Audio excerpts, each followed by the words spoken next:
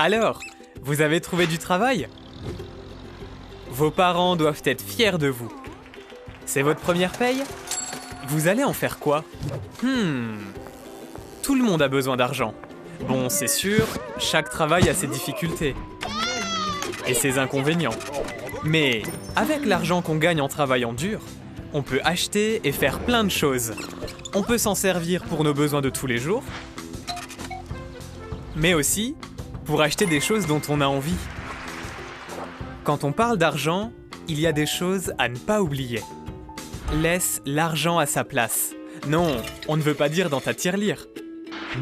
Fixe-toi les bonnes priorités.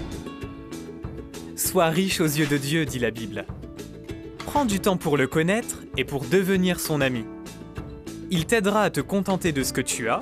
Tu seras plus heureux que tu aies beaucoup d'argent ou un petit peu.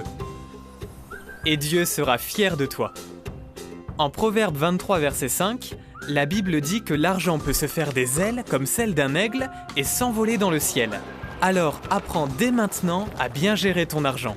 Comme ça, quand tu en auras besoin, tu en auras assez. D'abord, décide comment utiliser ton argent. C'est ce qu'on appelle faire un budget. Fais une liste des choses dont tu as besoin et de combien elles coûtent. Voilà! Maintenant, ajoute les choses que tu aimerais avoir. Et combien elles coûtent. Fais le total. Et maintenant, compare-le avec ce que tu vas gagner chaque semaine. Est-ce que ces choses sont vraiment importantes? Ça vaut la peine de dépenser autant d'argent? C'est peut-être mieux de les enlever de ta liste. Parce que c'est bien aussi d'avoir de l'argent de côté. Tu sais, tu pourrais en avoir besoin plus tard. Ecclésiaste 9, verset 11, dit que temps difficiles et événements imprévus peuvent tous nous surprendre. C'est bien d'avoir quelque chose de côté, au cas où tu en aurais besoin. Ou pour aider quelqu'un.